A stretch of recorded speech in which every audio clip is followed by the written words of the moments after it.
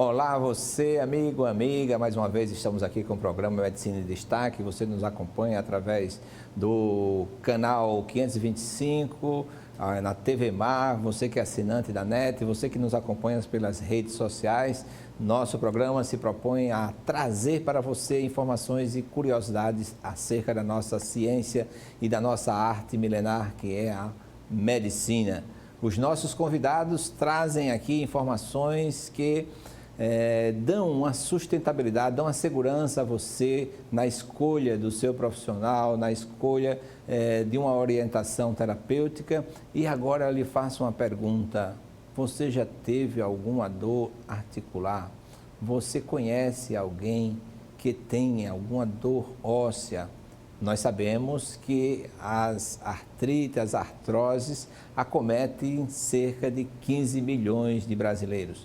E é uma das patologias, e são estas patologias, que afastam, então maior incidência, ocupam o ranking daquelas patologias que afastam o trabalhador da sua atividade laboral. Então hoje nós vamos trabalhar aqui, eu digo trabalhar porque na verdade levar a informação é um trabalho, mas é um trabalho gratificante, é uma alegria que nós temos em fazermos esse programa. E principalmente receber convidados no quilate do professor Diogo Pereira, que está aqui, reumatologista, para dar essas informações. Professor, muita alegria em tê-lo aqui conosco no nosso programa.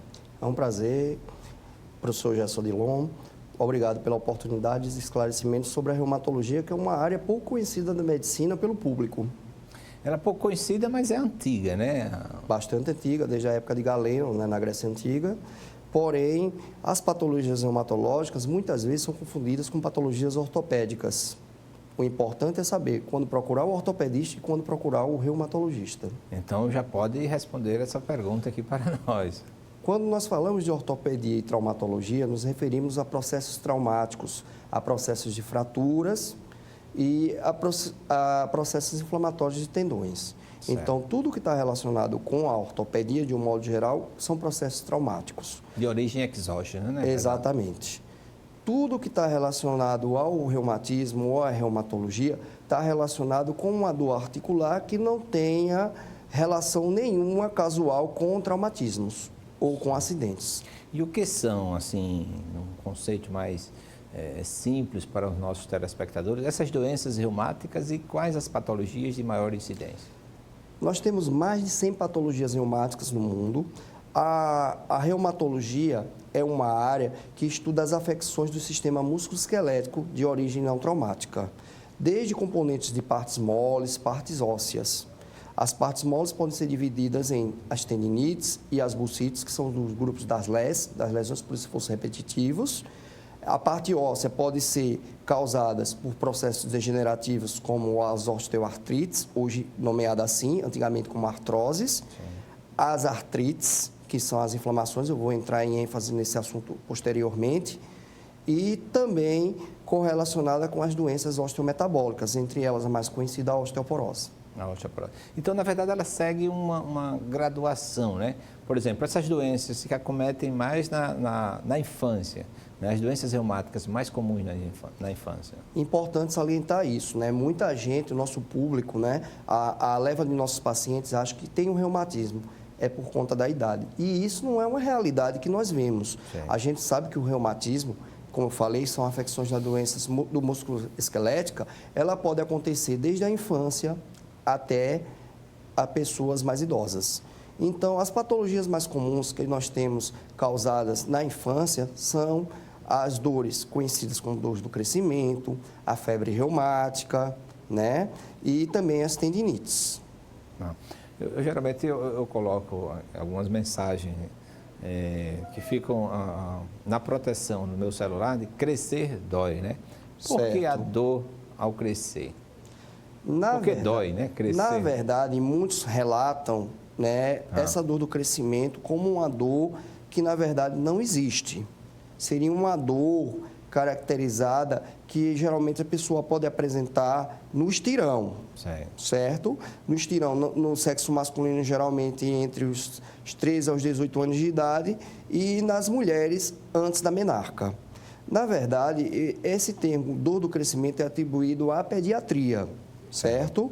A gente, quando fala dor do crescimento, na verdade, a gente tem a zona epifisária, que é a zona de crescimento ósseo, que ela só vai se infundir, geralmente, nas mulheres após a primeira menstruação, dos homens após os 18 anos de idade. E essa dor do crescimento é caracterizada pelo estirão.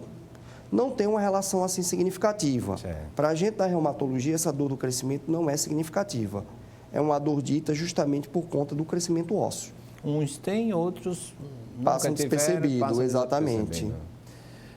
Professor Diogo, me fale assim, nós já obtivemos a informação de quando é da ortopedia, quando é da reumatologia. Certo. Agora, de quando a dor é uma dor do crescimento normal, mas agora, como se estabeleceu a diferença entre a artrite e a artrose? Bem, muita gente confunde a artrite com o termo artrose, né? Como eu falei, hoje a artrose é designada como osteoartrite.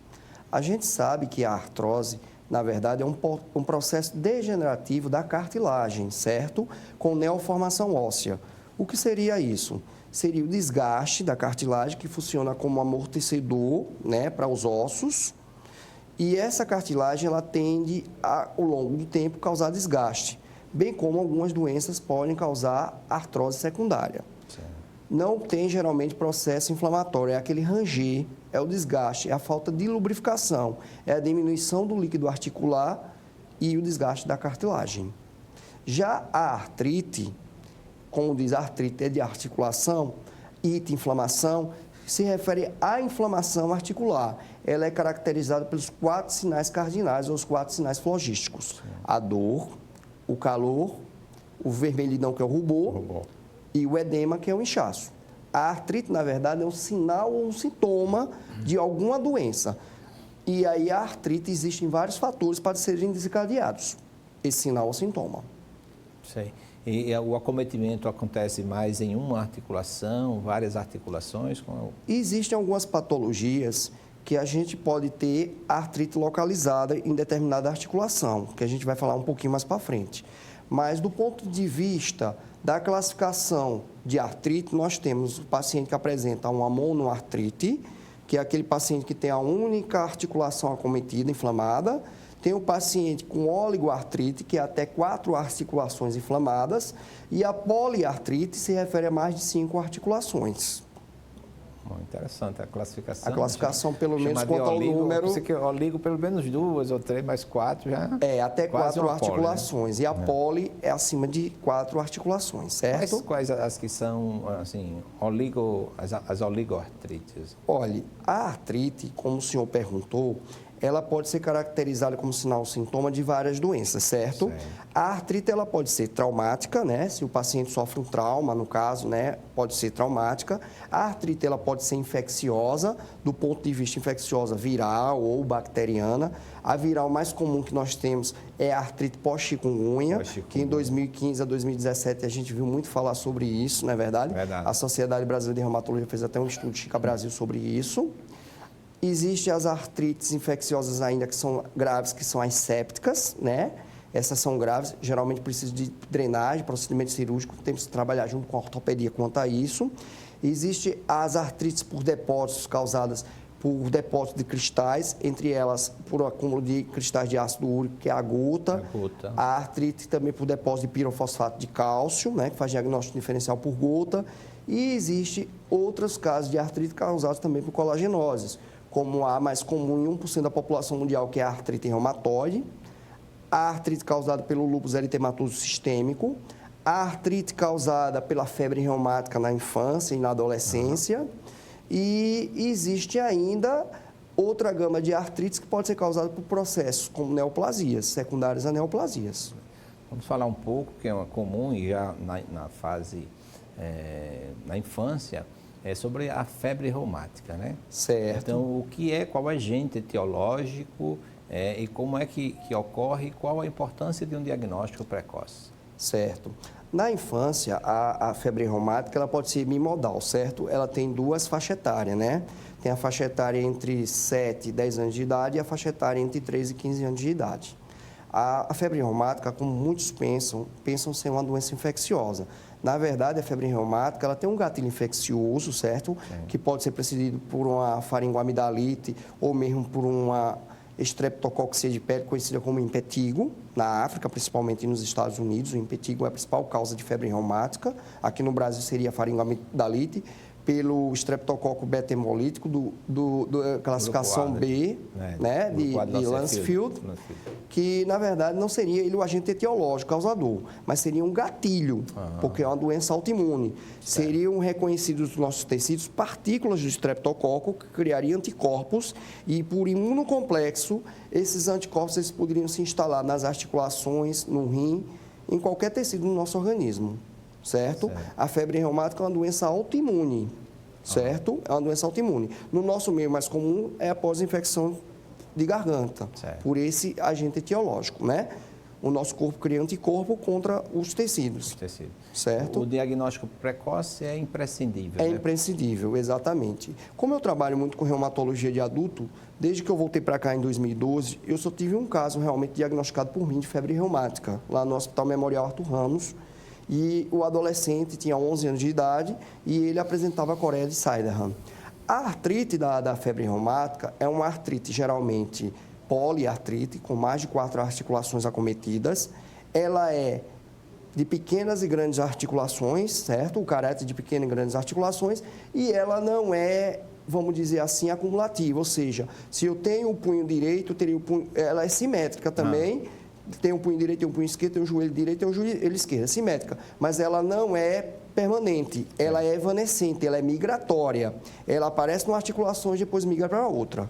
A principal característica dela é ela ser uma poliartrite migratória e de pequenas e grandes articulações. E é transitório. O quadro clínico articular na febre reumática, ele é transitório. O grande mal da febre reumática é a cardite reumática, o acometimento da válvula cardíaca e também pode dar alguns problemas neurológicos passageiros, que pode durar entre 6 meses a 2 anos, que é a coreia de Sydenham. É importante também não só esse tratamento para evitar essas... Sequelas, né? Com certeza, principalmente a cardite reumática, Como né? se faz um diagnóstico diferencial? Existe também a artrite idiopática, né? Juvenil. A artrite reumatoide juvenil, exatamente. Na infância, não é muito a minha área, mas o importante é esse diagnóstico diferencial entre a artrite neoplásica, né, que a gente tem neoplasias entre 0 a 6 anos de idade, né? Sim. Eu falei que podia ser bimodal entre 5 a 7 anos de idade, 5 a 10 anos de idade, né, a febre reumática. A artrite é importante, a gente fazer esse diagnóstico diferencial é importante para saber diagnosticar e tratar corretamente. A artrite reumatoide juvenil, geralmente, ela é somente vista nas articulações. É uma doença, geralmente, que inicia com uma duração de 6 semanas para caracterizar e, como eu falei, ela tem várias formas, a artrite reumatoide juvenil. Ela pode ser óligo, pode ser poli e pode ser sistêmica. Já a febre reumática, ela, além de apresentar as queixas articulares, ela vai ter alterações neurológicas, podendo ou não ter também as alterações cardíacas. Quanto à artrite reumatoide juvenil, a artrite, ela é persistente, ela não desaparece, ela não é migratória e nem é evanescente como na febre reumática. Ela é severa, de um modo geral, na artrite reumatoide juvenil, certo? Existe algum fator predisponente a essa artrite reumatoide juvenil? Com relação ao juvenil? sexo, a cor, sim, para juvenil? Olha, do ponto de vista da artrite reumatoide juvenil, tem mais a característica ambiental e genética, certo? O sexo feminino é um pouco mais acometido, geralmente 2 para 1, certo? Bem como na artrite reumatoide do adulto. Certo. Uma outra patologia também que acomete já nessa fase é o lúpus eritematoso, né? Sim, tem o lúpus eritematoso na adolescência e tem o lúpus eritematoso sistêmico, né, de um modo geral, no adulto, na faixa etária entre 20 e 45 anos de idade. Porém, existe na adolescência. Na adolescência, as características, e na infância, as características mais comuns do lúpus não é a manifestação articular, diferentemente do adulto. Certo? A característica mais comum na adolescência e na infância são as lesões de pele e o acometimento renal, que geralmente seja ser mais grave. E o lúpus seria como é que ocorre a fisiopatologia, né? O que é que... É uma doença autoimune e autoinflamatória de caráter desconhecido. É a criação de anticorpos que não reconhecem nosso tecido, célula ou órgão e que ataca eles de maneira que podem causar lesão grave, seja na pele, né, se for o lúpus cutâneo, e de forma sistêmica, se for lúpus sistêmico. Pode causar desde alterações hematológicas, alterações articulares, alterações nas serosas, alterações a nível do sistema nervoso central e alterações renais, que seria bem grave, né?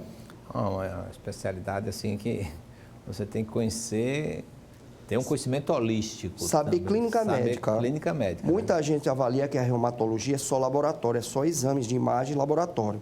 E eu sempre digo isso, que o mais importante para o reumatologista é um exame físico, uma história clínica muito bem detalhada para diagnóstico diferenciais, Isso. o olho clínico e principalmente saber qual exame solicitar e interpretar, certo?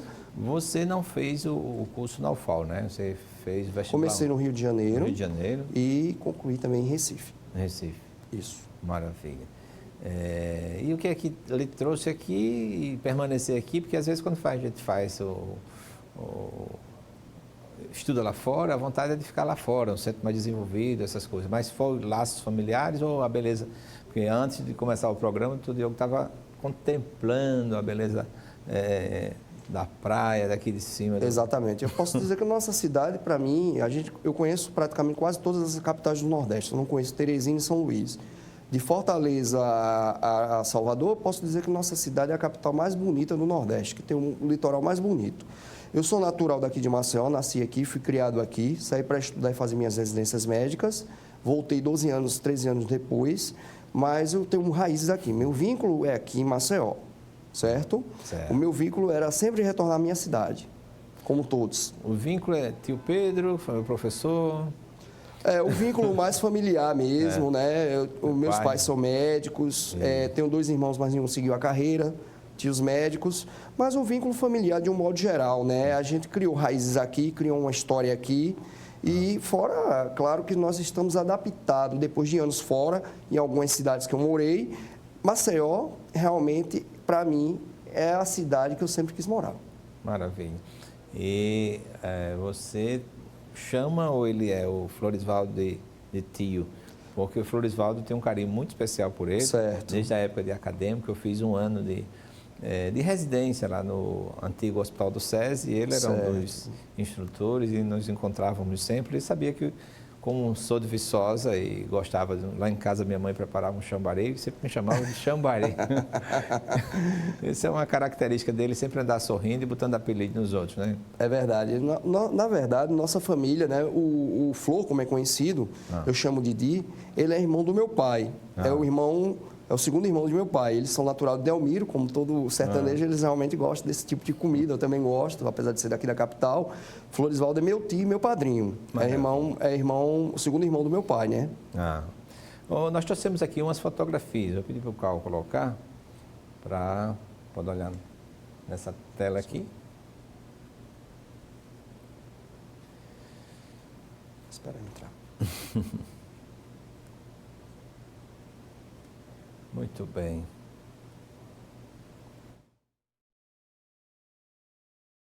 Figura aí que a gente pegou, né? A gente observa um punho, certo?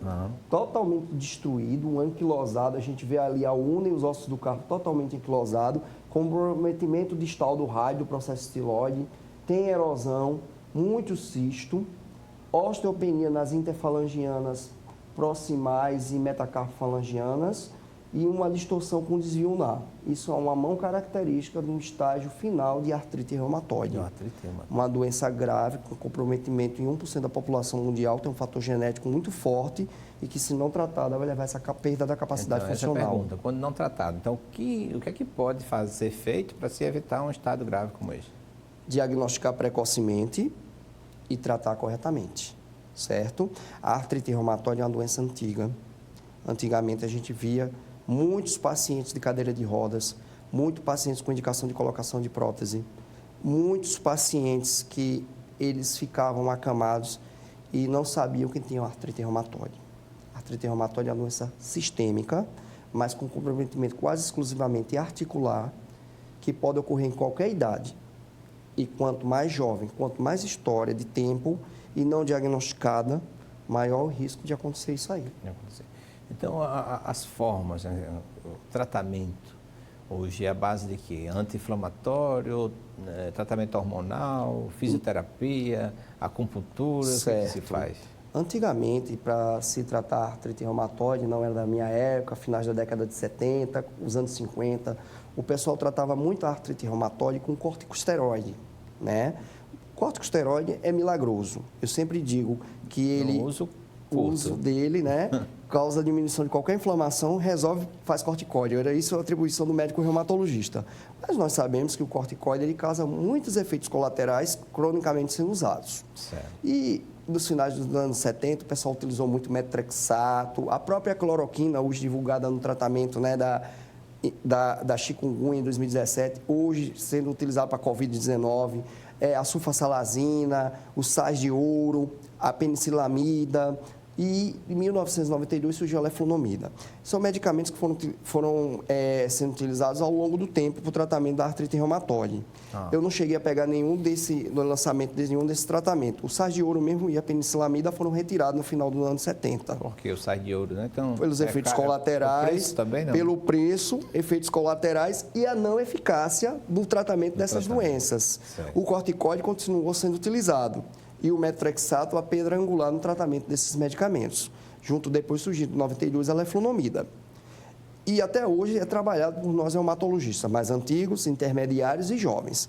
Claro que o corticoide não deixou de ser utilizado, certo? Nem para o tratamento sistêmico, nem para o tratamento intraarticular.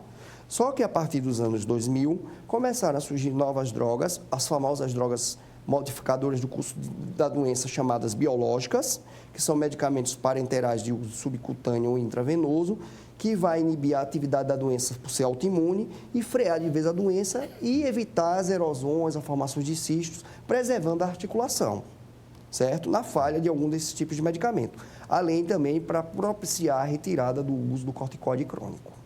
Isso, imagine, alguém tem uma dor articular, está numa faixa etária de 40, 50 anos, apareceu. O primeiro caminho é buscar um reumatologista, né, para o diagnóstico. O primeiro caminho, na verdade, o paciente ele vai seguir sempre à procura de um médico generalista, vamos supor um clínico. O clínico vai ter a visão e vai encaminhar para o reumatologista, vendo que tem algo errado ali, né? Uma pessoa com 50, 60 anos está com os sinais flogísticos de uma articulação, provavelmente vai ser encaminhada para um reumatologista sem origem traumática, né? A dificuldade é chegar ao especialista, principalmente pelo Sistema Único de Saúde, pela pouca quantidade de conhecimento das patologias e pela também pouca quantidade de médicos reumatologistas no Brasil e aqui no estado de Alagoas. Vamos mais umas fotos? Olha aí. Quase que o raio-x daquela anterior. Exatamente. É uma mão reumatoide, uma mão com várias deformidades que a gente observa aí, o desvio ulnar. E se a gente observar bem, esse paciente, provavelmente com destruição dos ossos do carpo, é um paciente que já perdeu a funcionalidade da mão. Ele não consegue flexionar e estender a mão. Ele tem uma coisa que a gente chama de bloqueio articular, nem a prensa. A gente chama de bloqueio articular. Tudo isso porque está destruído ali dentro. Isso. Praticamente esses pacientes que têm deformidade, eles já não apresentam tanta dor, porque não tem sinais flogísticos ali. A gente observa mais sinais da perda de capacidade funcional, já é uma coisa crônica. Maravilha, vamos ver outra. Olha a outra. Aí esse aí está mais agudo, né, para essa hiperemia? Na verdade, professor Gerson, esse daí não é uma mão reumatoide, certo? Não. Essa daí a gente observa a formação de tofos gotosos, ali na região distal do terceiro quirodáctilo daquela mão ali, e a presença de tofo gotoso. O que é isso? É acúmulo de ácido úrico que levou à cronicidade e à formação da gota tofácea.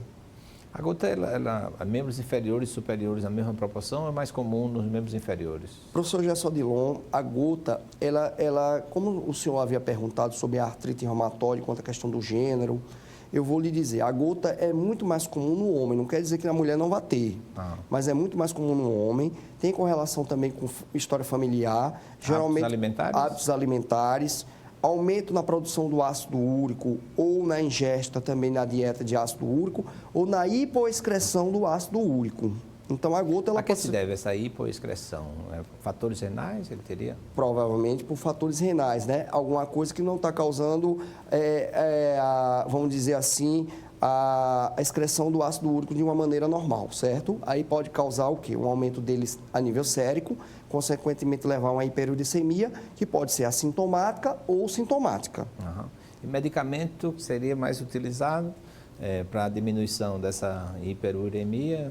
Primeiro, a gente tem que ver a causa. Se o paciente é um superprodutor de ácido úrico, se ele tem uma deficiência enzimática ou realmente o organismo dele produz muito ácido úrico, ou se é um paciente que tem o quê? Uma deficiência na excreção de ácido úrico. Para isso, a gente solicita o ácido úrico sérico e a gente solicita o ácido úrico na urina de 24 horas. Baseado nisso, a gente fará o tratamento. Se realmente o paciente for um superprodutor, a gente vai procurar tratar a diminuição do ácido úrico, certo? Mas lembrar sempre, o paciente em crise de gota, a gente nunca vai entrar diretamente para baixar esse ácido úrico, porque ele pode piorar. Se o paciente estiver em crise, a gente primeiro trata a crise. Isso não quer dizer que o clínico não tenha essa experiência, mas é um risco de um clínico começar a tratar e primeiro a conduta dele ser esta, né? Geralmente ninguém quer que o paciente tenha dor. E a queixa que o paciente vai procurar é justamente a dor. Aquele paciente que está com dificuldade de caminhar, o senhor havia me perguntado se algumas patologias têm predileção por alguma articulação. Sim. A gota, de um modo geral, a dor começa geralmente no pé. Tem uma característica que é no dedão do pé, no hálux, que a gente chama de podagra, aquela dor, que é uma dor que o paciente não consegue calçar uma meia, o paciente não consegue colocar um cobertor por cima, não calça um calçado, aquela dor que dá calafrio, que dá um aumento de temperatura e aquele vermelhidão no hálux. A gota, geralmente, ela tem uma predisposição para os membros inferiores, conforme o senhor falou. Essa aí não, essa daí é uma dactilite. É uma dactilite, é uma outra patologia. E tem psoríase na unha. É uma artrite psoriásica, certo? Isso talvez, né, falta de cuidados, né, com as unhas, entrou um agente etiológico ali, causou dactilite? Não. Aquilo ali é uma artrite psoriásica. É uma psoríase ungueal, certo? É um acometimento da psoríase na unha. Esses pacientes que têm psoríase, eles tendem, em 15% dos casos, a evoluir depois de alguns anos para uma lesão articular. Certo. E esses pacientes que têm justamente psoríase ungueal são os que vão ter maior risco para acometimento articular. E a artrite psoriásica é uma doença autoimune e que também pode causar deformidades muito importantes. E essa? Essa daí também é uma artrite psoriásica. A gente vê ali uma lesão ungueal, a gente vê psoríase nessa região desse paciente na mão. E ele tem um dedo em salsicha, o terceiro quirodáctilo dele está bem evidente, e o quinto, que ele tem uma dactilite, que é uma inflamação dos flexores, caracterizando dactilite. Dactilite pode dar em qualquer... Gostei da expressão dedo em salsicha. Né? Que é uma patologia que pode ser dada não só na artrite psoriásica, mas na anemia falciforme na infância e outras patologias. Né? É uma tendinite dos flexores, certo? Mas voltando um pouquinho a falar da gota, que a gente estava falando da gota, a gota é uma doença também caracterizada pelo metabolismo do ácido úrico, certo? E se a gente não tratar a gota, o que pode acontecer? A gota vai causar deformidades. Também, né? E a gota também não é só uma doença articular. A gota é uma doença sistêmica. Ela pode levar à insuficiência renal, né? Ela pode levar à formação de cálculos renais. Os tofos gotosos, eles podem se depositar nas superfícies extensoras das articulações, mas eles também podem se depositar em outros locais. Eu já vi o tofo gotoso em caldequina. O paciente ficar com paraplegia e ter que se submeter à cirurgia por conta do tofo gotoso, para recuperar movimento. Então, é uma doença sistêmica, é uma doença grave. Então, a gota também. Toda dor, né, é o cão que late, né, para que você procure exatamente ter o cuidado necessário, ver essa defesa, a defesa no sentido de articular um bom tratamento, né? Com certeza. O senhor falou uma coisa muito importante, que a gente, quando vai para a emergência, um clínico, um ortopedista vai atender, e muitas vezes ali, por conta da leva de quantidade de pacientes que temos ali para nos ajudar, para a gente tentar atender, não consegue fazer uma boa anamnese, né? Orientar bem nossos pacientes. E muitas das vezes a dificuldade de interpretação dele, né? Então, assim, usa um anti-inflamatório, vai passar o medicamento para baixar o ácido úrico, não sabe se o paciente é um superprodutor ou se o paciente é um hipoexcretor. E aí isso pode até piorar o quadro clínico do paciente gotoso, entendeu? O Marcos está perguntando se a gota é que deu o nome daquela expressão nordestina. Eita, filho da gota, eita, a gota serena. Muitos já me perguntaram isso, certo? Eu não tenho essa convicção de afirmar que sim, certo? Mas o pessoal atribui muito isso. O pessoal usa muito exemplo, por exemplo, a gangrena, né? Filho da gangrena. Filho da gangrena, exatamente. Como a gota, filho da gota serena, Filho né? da gota serena. Uma expressão muito utilizada na Paraíba. Muito tem utilizada. a expressão uma gota não serena e uma gota serena, não, né? Não existe. Não seria um exudato, não, que saía alguma coisa A assim? gota, ela tem um fluido, sai minando o líquido Então, dali, um deve exudato, um ser processo essa. inflamatório. Pode ser que seja isso, A entendeu? gota serena. Sai fluido, né? Pois é. O próprio tofo é um risco Não estou para dizendo nem infecções como especialista, secundárias. dizendo como matuto. Que Como matuto. Mas é a verdade. A gente vê muito isso. Eu tive o prazer também de morar na Paraíba, em João Pessoa, e convivi com muita gente dali daquela região, e é uma expressão muito utilizada na Paraíba, gota serena. E o pessoal atribui muito a isso aí. Tem o Marcos está inspirado hoje, tem peste bubônica, gota serena. Maravilha. Mas são o nosso linguajar, né? Febre do rato. A nossa cultura é muito rica, né? Eu acho que quando o próprio Frei Caneca falou que ia fazer a Confederação do Equador e queria separar o Nordeste de um modo geral, né? Que a gente observa que eu acho que não existe uma cultura mais rica e um linguajar tão característico que o do nordestino. Seja ele do Piauí à Bahia. Está saindo agora um 6º livro nosso com os acadêmicos, e esse é de medicina popular. Certo. Só com essas terminologias. Me chamou muita atenção uma expressão, quando eu estava fazendo estágio rural lá em Pão de Açúcar, fui atender o paciente, disse, pois não, o que é que você está sentindo? Fez toda a anamnese, toda a identificação na anamnese, mas o que você está sentindo? Estou sentindo farnesim. Farnesim, né? Aí se eu perguntasse a ele o que é farnesim, ele dizia, pô, esse cara não sabe nada aqui. Né? Aí você tem aquela técnica que você pergunta quando começou, o que é que melhora, o que é que piora, e ele disse que o que piorava era como comia farinha, que ficava empachado. Então, exato. na verdade, era uma plenitude pós-prandial que o mesmo tinha, uma questão de indigestão. É verdade. Então, uma farnesinha, esse mal-estar interessantíssimo. No Rio de Janeiro, quando eu morei uma época, lá na cidade de Volta Redonda, o pessoal do Espírito Santo, do Norte do Espírito Santo, ainda sabia, o pessoal outros do Nordeste também sabiam. A expressão obrar. Eles não sabiam o que significava obrar. Que obrar nada mais é que defecar, né? Para nós nordestinos aqui.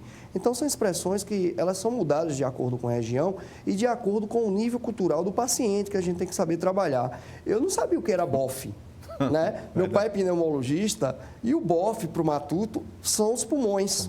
Exatamente. São expressões que a gente tem que saber se adequar, né? Com a dor nas cruzes, né? Exatamente. E tem até a expressão, né, que já vi isso, um paciente estou com a coceira, aonde? Na alegria dos homens. Quer dizer, a linguagem, né, de um prurido vulvar que estava sentindo. Exatamente. E etc. dizer isso. É interessante. Por exemplo, você falou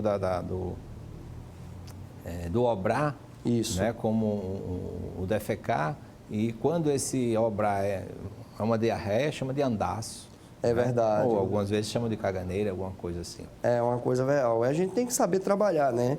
Acho que a gente tem uma linguagem muito rica. O nordestino, de um modo geral, a cultura nordestina é muito rica.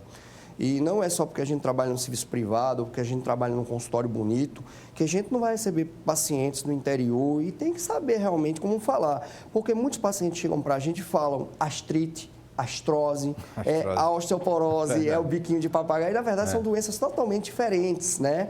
E para a gente explicar de um modo geral, como eu falei aqui, a artrite, eu falei os 4 sinais cardinais, flogísticos, é muito bonito eu falar isso para um médico, para um profissional da área de saúde. Mas como é que eu vou explicar isso para um paciente humilde, para um paciente que não conhece, que não sabe linguagem técnica? Eu tenho que falar para ele, né?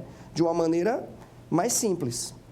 Maravilha. E você tem uma participação especial, nós conversávamos antes da entrevista, é um sobramicha, Sim, né? Então, desde 2019. Da Sociedade Brasileira de Medicina, de Médicos e Escritores, exatamente. E vamos voltar a falar com o Dr. Jorge, né? Para reiniciar as atividades da Sobrames, né? Até porque tem um grupo de acadêmicos aí que colocar aqui a modalidade de sócio aspirante. Certo. Né? Para que a gente faça crescer. Importante esse livro, né? Com os ditados populares, né? Na linguagem médica, né? Eu vou pedir para você fazer isso. Hoje você já está convocado a escrever, dá tempo. Nós já estamos na fase já de manter o dicionário, mas nós já temos cerca de 80 artigos, os alunos escreveram.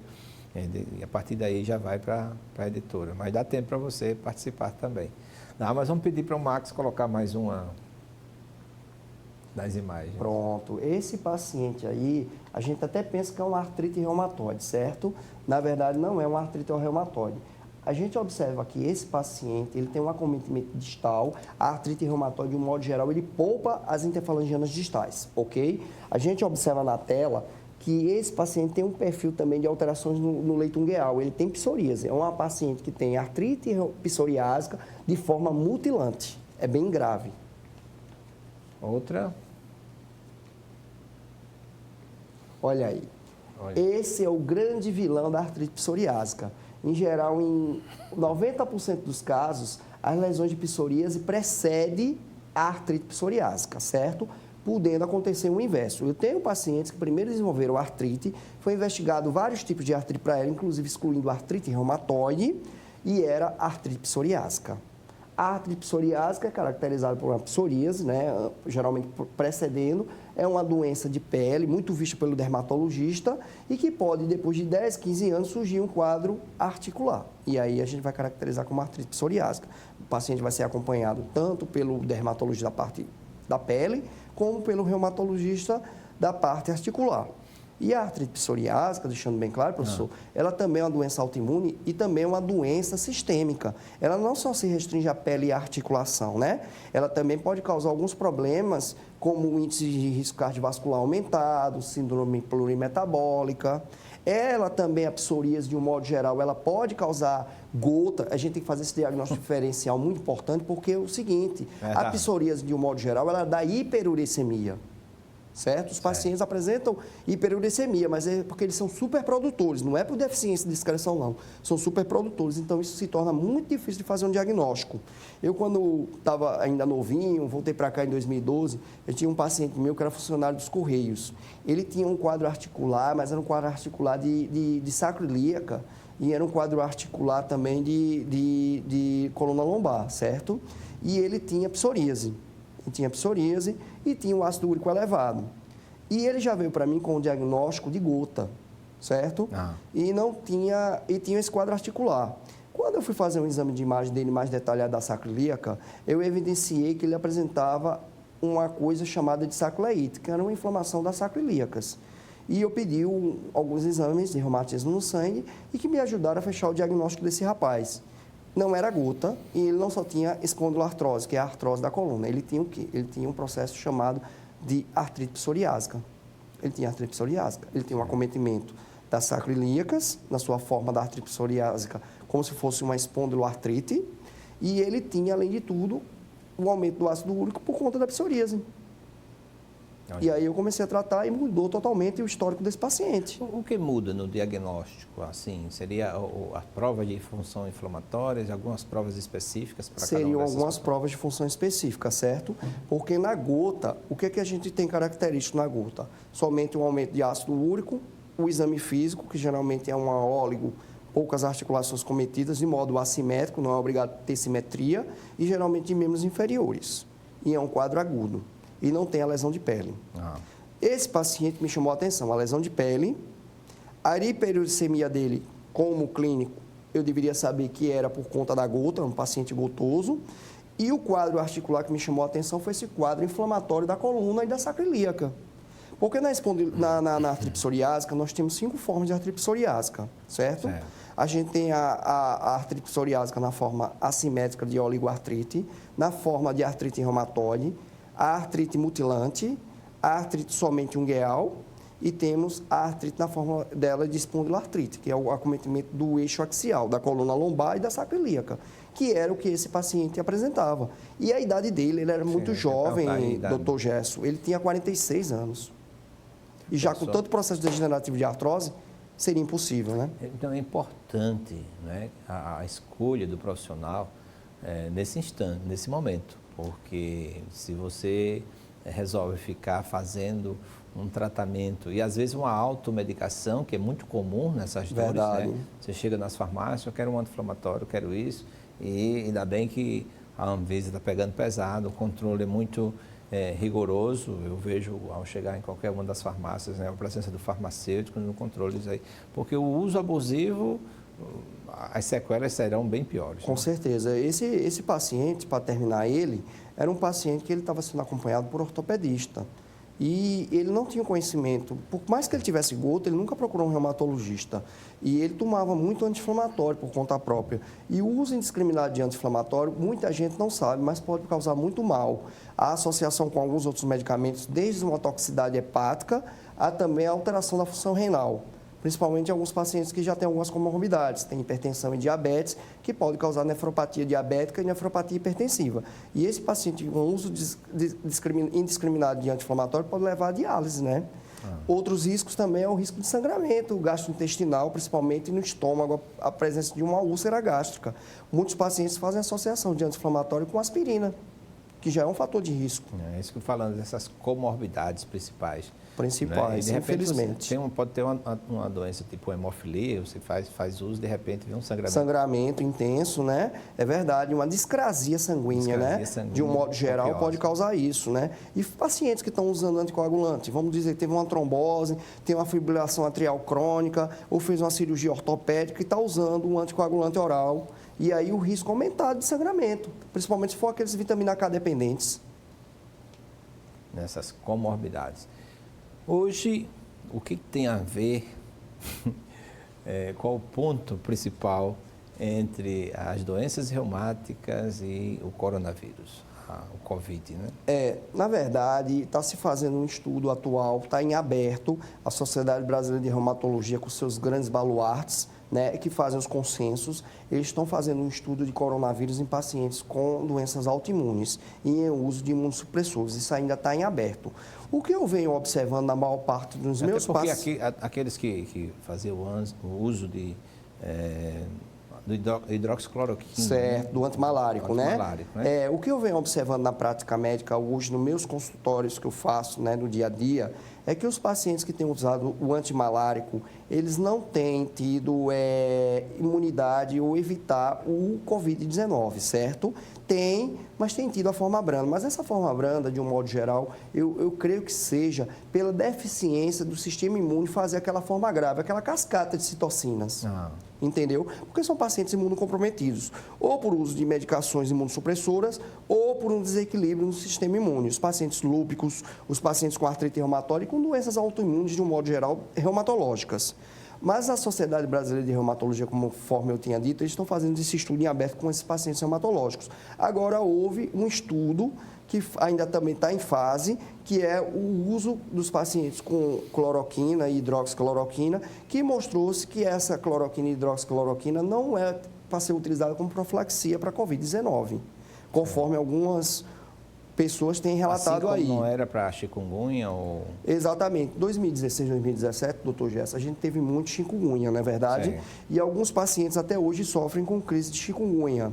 O meu pai teve em 2015, 2016, por ele estar com acima de 65 anos na época, ele já sofria com dores articulares, tinha uma gonoartrose importante de joelho, artrose em outros locais, e ele chega a fazer de vez em quando uma artrite. E essa artrite é pós-chikungunya. Geralmente é uma artrite crônica, há mais de 45 dias, 90 dias. E a gente viu que alguns pacientes foram utilizados no início de hidroxicloroquina. A Sociedade Brasileira de Reumatologia, em 2017, fez um estudo Chica Brasil, principalmente pela UFPE, UFPB, UFCE e UFBA e a USP. Só aqui no Nordeste? Sim, mas a USP, certo?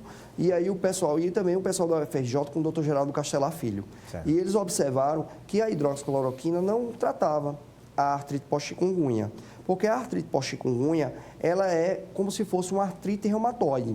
É uma doença grave que pode cronificar determinadas pessoas e pode até reativar uma doença reumatológica, como a artrite reumatoide, que o paciente tinha um componente genético, tinha uma predisposição e que estava lá quiescente, estava lá quietinha e de repente foi um gatilho. E aí você tem que tratar como artrite reumatoide. Eu sempre tratei... Responde melhor Responde melhor ao uso do corticoide na fase crônica e ao metrexato, que é a pedra angular do tratamento da artrite reumatoide. A hidroxicloroquina, ela foi iniciada, mas eu não utilizava na prática médica. E só depois que o pessoal viu isso. Porque a artrite pós-chikungunya, ela pode até causar erosão, como a gente vê na artrite reumatoide.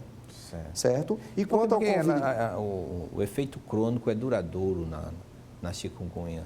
Não tem, assim, uma explicação. Tem a predisposição, né? Tem a faixa etária, tem algumas alterações já, como eu te digo, pacientes com certa idade já tem artrose, né? A artrose não é um processo inflamatório, é um desgaste, como a gente falou, da cartilagem e a diminuição do líquido articular. E esses pacientes, de um modo geral, são pacientes sedentários, pacientes obesos e que não fazem atividade física. E, ao contrário, a artrose, ela melhora muito com fisioterapia, com movimento. Enquanto a artrite, ela necessita de repouso, que é inflamação. Maravilha. Calton, tem mais fotos? Eu acho que a gente tem umas fotozinhas aí. Olha só, essa foto aí é um esquema que a gente vê, né, do sistema osteoarticular, e ali são os acometimentos das metacarpofalangianas e das interfalangianas proximais. Só para ilustrar que a mão reumatoide, além de ter um desvio na ali, só para ilustrar que a mão reumatoide, ela tem uma preferência pelas articulações do carpo e pelas metacarpos e interfalangianas proximais, poupando as interfalangianas distais, que faz um diagnóstico diferencial com a artrite psoriásica e com a própria osteoartrite de mãos, que é a artrose de mãos. Certo.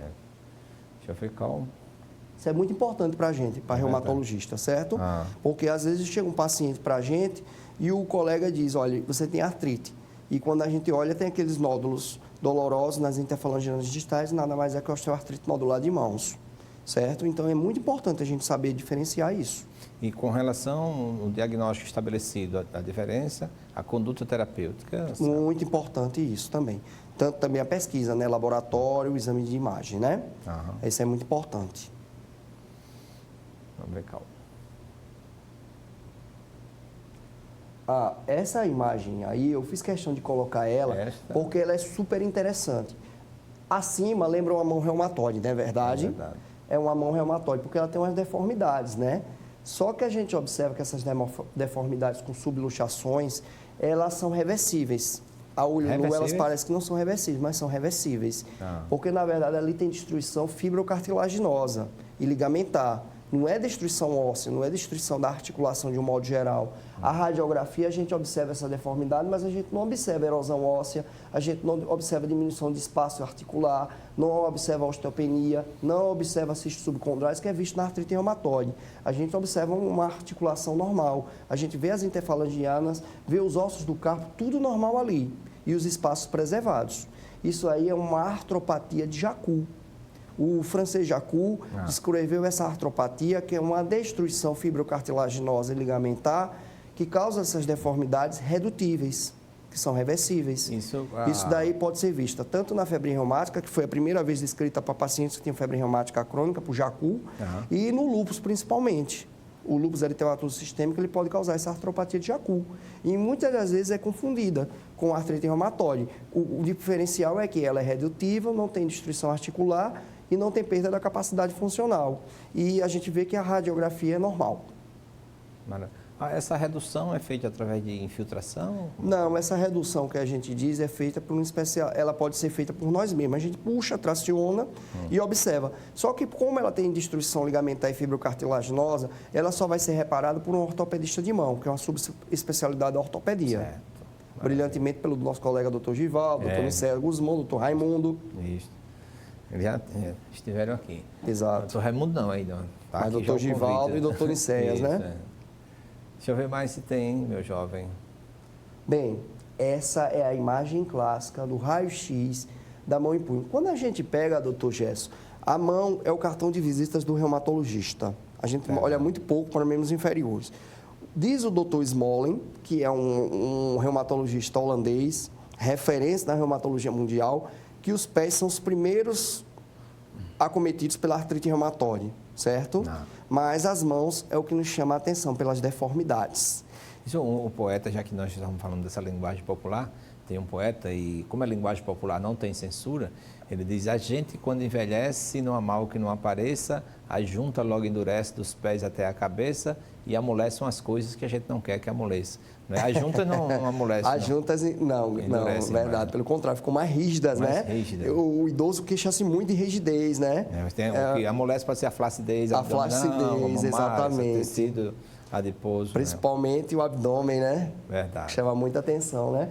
E essa mão reumatoide aí que nos chamou a atenção, que eu coloquei, fiz questão de ilustrar, é justamente as principais alterações, né, crônicas que a gente observa numa mão reumatoide. A redução dos espaços articulares, principalmente dos ossos do carpo, a presença dos cistos subcondrais e as erosões ósseas. As erosões ósseas que vão causar aquela destruição.